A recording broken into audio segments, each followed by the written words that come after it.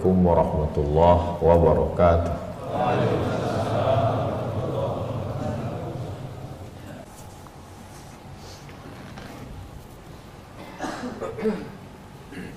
Alhamdulillah, wassalatu wassalamu ala rasulillah Sayyidina wa maulana Muhammad ibn Abdillah wa ala alihi wa sahbihi wa man tabi'ahu wa mawalah. Ashhadu an la ilaha illallah wahdahu la syarika lah wa ashhadu anna sayyidana Muhammadan abduhu wa rasuluhu la nabiyya ba'dah. Allahumma salli ala sayyidina Muhammadin an-nabiyil ummi wa ala alihi wa sahbihi wa barik wa sallim. Qala Allah Ta'ala fil Qur'anil Azim wa huwa asdaqul qa'ilin. A'udzu billahi minasy syaithanir rajim. Ya ayyuhalladzina amanu taqullaha haqqa tuqatih wa la tamutunna illa wa antum muslimun. Wa qala ta'ala fi ayatin ukhra, ya ayyuhalladzina amanu taqullaha wa qulu qawlan sadida yuslih lakum a'malakum wa yaghfir lakum dhunubakum wa man yuti'illaha wa rasulahu faqad faza fawzan 'azima. Ibadallah, usikum wa nafsi bi taqwallah wa ta'atihi faqad fazal muttaqun. Hadirin jamaah Jumat yang dimuliakan Allah Subhanahu wa taala. Di antara tanda akhir zaman, kata Nabi sallallahu alaihi wasallam, yataqarabuz zaman, waktu terasa saling mendekati. Zuhur begitu dekatnya dengan asar, tidak terasa lama azan maghrib berkumandang, malam pun tiba. Baru saja menyelesaikan sholat Jumat, rasanya sudah Jumat kembali. Baru saja selesai bulan suci Ramadan, sudah tiba Ramadan berikutnya. Padahal siang dan malam silih berganti yang dilewati oleh kakek nenek moyang kita dulu sama dengan zaman sekarang. Siangnya sama-sama 12 jam, malamnya pun juga sama. Lalu kemudian apa yang membuat waktu itu saling mendekati? Maka sesungguhnya yang membuat waktu saling mendekati, yataqarabuz zaman, diterjemahkan dengan waktu yang singkat. Sebenarnya waktu tidak singkat, hanya saja momen-momen itu saling mendekati karena manusia dengan kesibukannya. Banyak yang menyibukkan pikiran manusia, dan itu salah satu mukjizat Nabi Muhammad sallallahu alaihi wasallam. Dulu seorang kepala rumah tangga laki-laki, dia masih sempat sholat subuh berjamaah di masjid. Selesai itu dia pulang ke rumah, masih sempat mendengarkan anak-anaknya mendengarkan hafalan surat-surat pendek. Setelah itu masih sempat sarapan bersama, lalu kemudian pergi ke sawah sampai zuhur tiba.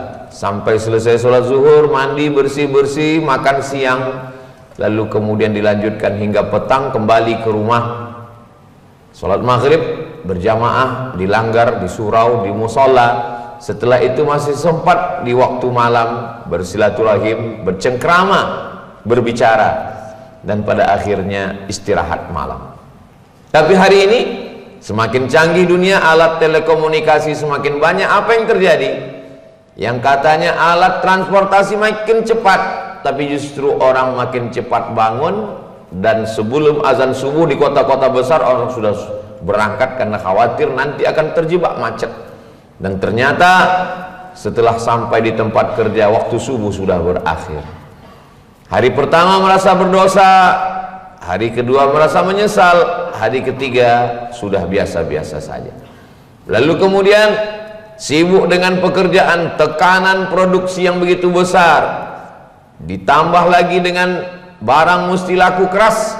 Pada akhirnya waktu begitu cepat berlalu, dan pada sampai masanya tidak ada selera untuk makan, dan memang tidak ada waktu untuk makan siang bersama. Dan pada akhirnya petang pun tiba, ternyata waktu juga masih kurang. Akhirnya ditambah lagi lembur, ditambah lagi meeting, ditambah lagi dengan beban-beban pikiran yang begitu banyak. Dan pada saat pulang ke rumah macet petang karena semua sudah mulai keluar dari kantor dan menuju rumah masing-masing. Pada akhirnya sholat maghrib pun tinggal, sampai di rumah letih, lelah, tidak lagi ada tenaga untuk keluarga. Lalu kemudian tak lagi ada kata-kata, tak lagi ada cengkrama, tidak lagi ada senyuman. yang ada hanyalah tubuh-tubuh yang sudah diperas habis di kantor, di jalan, di pasar, dan di tempat-tempat bekerja. Lalu kemudian tidur. Aneh zaman saat masa akhir waktu yang sudah ditetapkan Allah Subhanahu wa taala. Tidur yang mestinya tempat beristirahat dari kerja, tapi karena terlalu lelah masuk ke dalam alam bawah sadar. Yang siangnya kerja, petangnya kerja, malam yang mestinya beristirahat, mimpinya pun juga bekerja.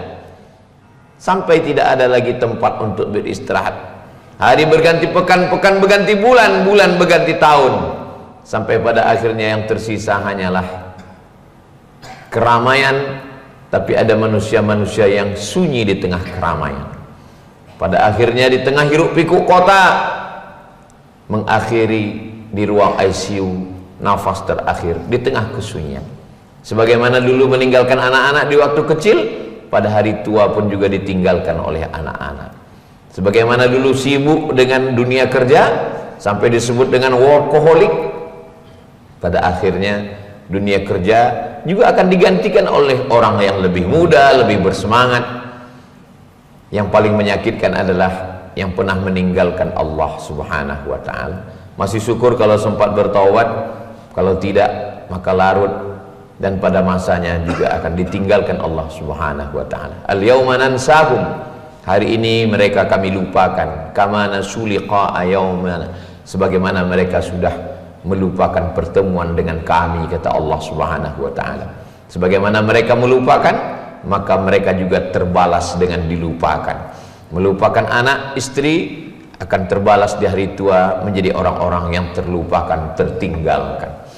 Betapa menangis seorang ayah, seorang ibu ditinggalkan anak di panti jompo. Tapi sebenarnya tangisan itu kalau direnung, dipikirkan, maka hari Jumat laki-laki yang sehat, tidak dalam keadaan sakit, sehat secara zahir dan batin, maka laki-laki mendengarkan nasihat khatib khutbah Jumat walau sesaat. Mungkin tidak sempat datang dalam acara pengajian, tapi yang namanya khutbah Jumat, man tarakal jumu'ata, siapa yang meninggalkan sholat Jumat salasa marratin, 3 kali berturut-turut, tahawunan, karena menyepelekan, karena menganggap enteng, remeh temeh sholat Jumat, taba'allahu ala qalbih, Allah mengunci pintu hatinya. Laknat, kutukan bukan sakit. Berapa banyak orang yang sakit, justru dengan sakit itu Allah mengampunkan segala dosa-dosanya. Ma min nasabin wala wasabin wala saqamin wala syaukin yashtakuha. Kalau ada orang yang sakit hati, badan, pikiran, gundah gulana, bahkan sampai duri yang menusuk tapak kaki, illa kafarallahu anhu biha sayyi'atuh, mungkin dengan itu Allah mengampunkan, menghapuskan dosa-dosanya. Tapi yang paling mengerikan dari laknat Allah adalah ketika Allah berikan kesehatan, jabatan, umur panjang, tapi sebenarnya itu hanya menjadi sarana untuk melalaikan, melupakan Allah Subhanahu wa ta'ala.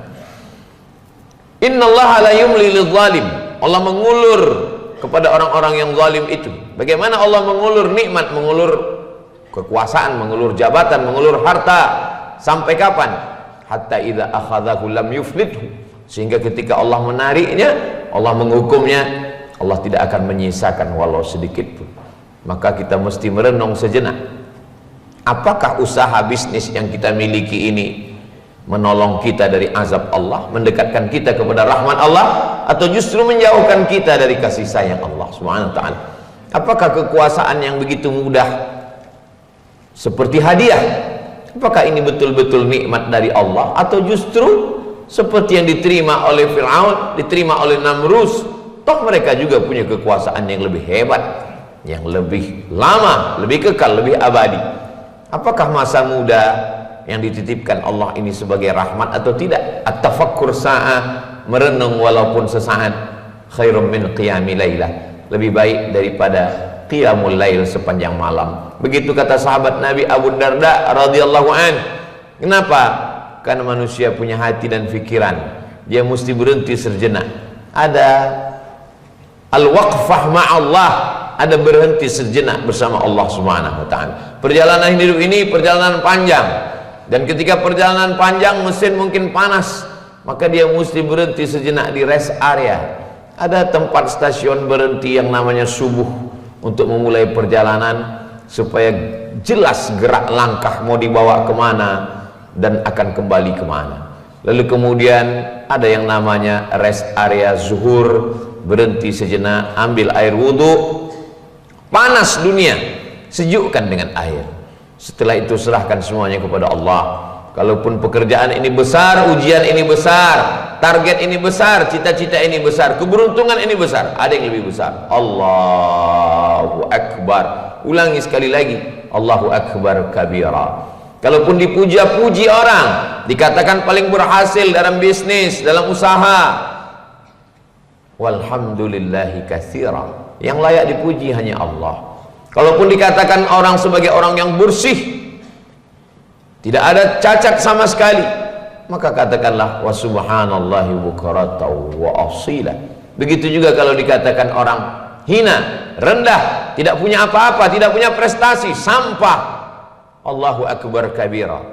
Memang aku kecil, aku hina, aku tidak punya apa-apa, yang besar itu hanya Allah.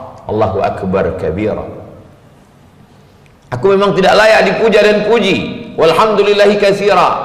Aku memang kotor, bahkan aku diciptakan dari tanah yang hitam, yang rendah, yang hina, penuh dengan silap, salah dan dosa. Wa subhanallahi bukrata wa asila. Yang suci hanya Allah subhanahu wa ta'ala. Orang yang dipuji, ketika dia memuji Allah, sadarlah dia bahwa sesungguhnya dia tidak dipuji, dia hanya sedang ditutupi segala aib dan cacatnya. Orang yang merasa dirinya besar, sadarlah dia bahwa ada yang lebih besar. Tapi orang yang disepelekan, yang diremehkan, yang dijauhkan, yang dijatuhkan, yang dibuli, yang diejek dan dicaci maki, dengan berserah diri kepada Allah, dia sadar bahwa sesungguhnya Allah sedang menguji dia. Terkadang kita sedang diuji, terbang, melambung, melayang sehingga kita lupa. Justru kita ingat Allah saat kita dicaci, justru kita ingat Allah saat sakit, justru ingat Allah saat rugi, justru ingat Allah saat dihina. Maka terkadang hinaan jauh lebih mulia daripada pujian. Tapi pujian juga memberikan semangat untuk beraktivitas, tapi jangan mabuk dengan pujian. Begitulah Islam mengajarkan kita. Kalau di awal salat kita menyerahkannya kepada Allah, maka di ujung salat juga kita katakan at-tahiyatul, segala penghormatan, mubarakatul, segala keberkahan, kelebihan, keutamaan, salawatul, segala doa-doa, thayyibatul, semua yang baik-baik, lillah, bukan milikku, bukan punya saya, itu hanyalah milik Allah. Allah yang berhak. Tu'izzu man tasya, kalau engkau mau, engkau angkat manusia setinggi-tingginya. Wa tudzillu man tasya, kalau engkau mau, kau rendahkan, kau hinakan sejatuh-jatuhnya. Biyadikal khair, dalam kuasamu segala kebaikan. Innaka ala kulli syai'in qadir, engkau maha kuasa atas segala sesuatu. Manusia ketika dia lupa, maka pada saat itulah dia akan kehilangan dirinya. Dia stres, dia depresi. Semua penyakit bukan berasal dari makanan, tapi dari pikiran. Mulailah asam lambung naik, asam urat, darah tinggi, diabetes.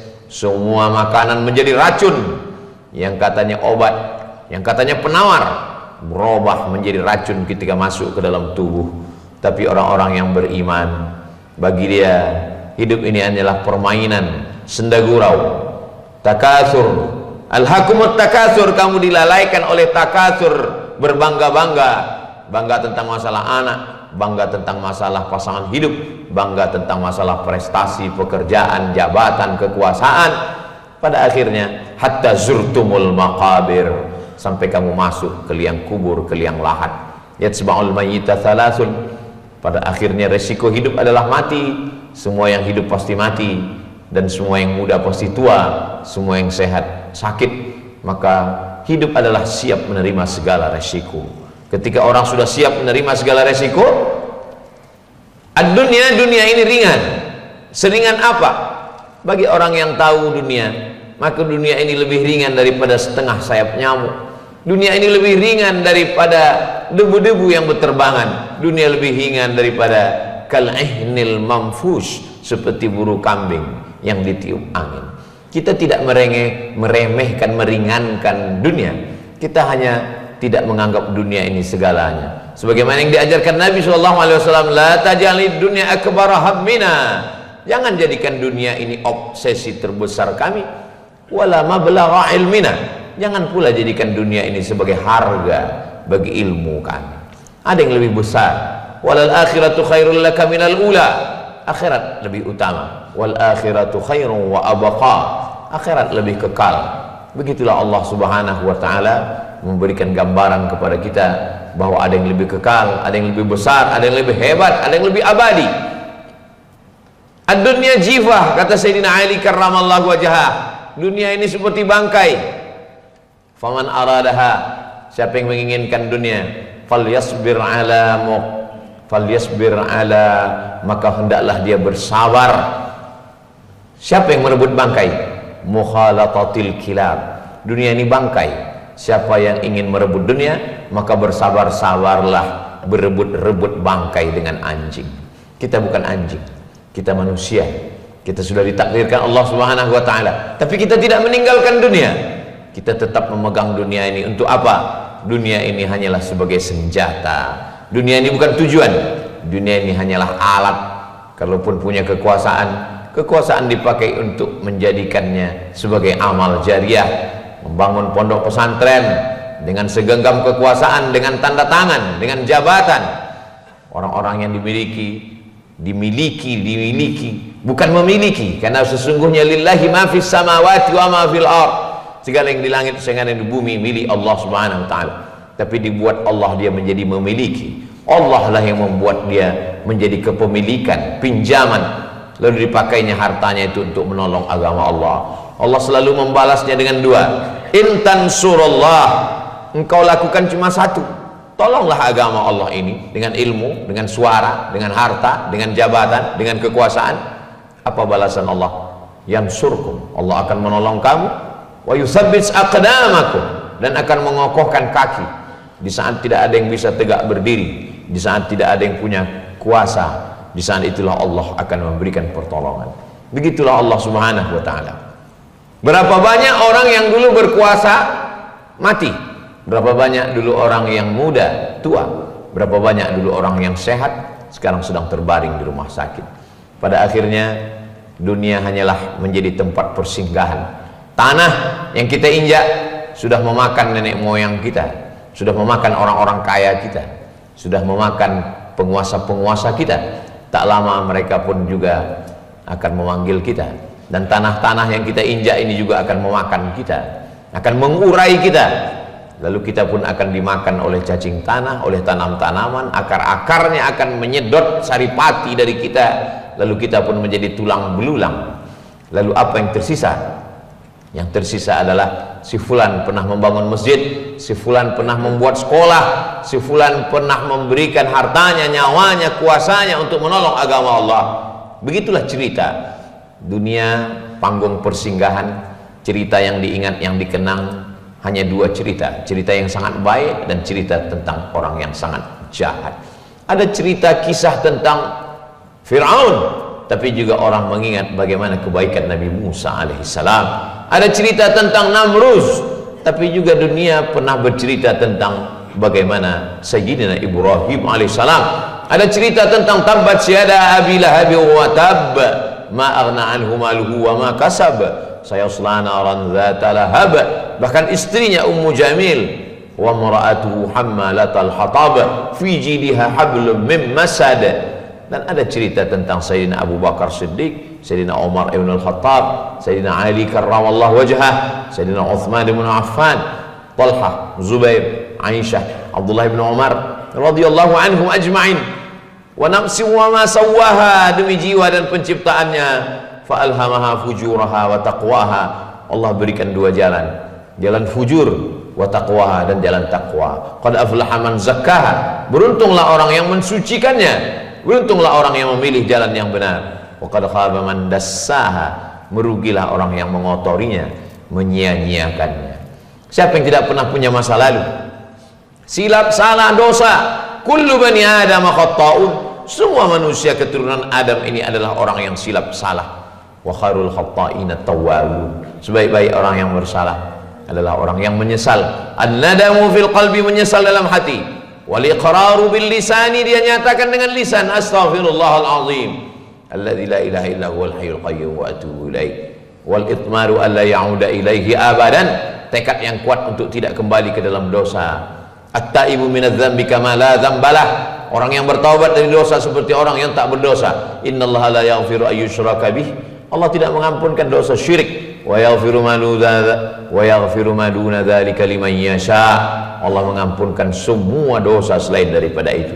Setelah minta ampun kepada Allah, minta maaf kepada istri, kepada suami, kepada anak, kepada jiran, kepada tetangga, kepada kawan, kepada sahabat, membayar hutang, semua setelah dibersihkan, kembali kepada Allah, diundang, dijemput. Ya ayyatuhan nafsul mutmainnah, wahai jiwa yang tenang, irji'i ila rabbiki radiyatan mardiyah, kembalilah menghadap Allah dalam keadaan ridha, senang, bahagia, dan diridhoi Allah Subhanahu wa taala. Fadkhuli fi ibadi, masuklah ke dalam golongan hamba-hamba yang baik, yang soleh. Wadkhuli jannati, masuklah ke dalam surga, mendapatkan salamun qawlan min rabbir rahim. Barakallahu li wa lakum fil Qur'anil azim wa nafa'ani wa iyyakum bima fihi minal ayati wa dzikril hakim wa taqabbala minni wa minkum tilawatahu innahu huwal ghafurur rahim.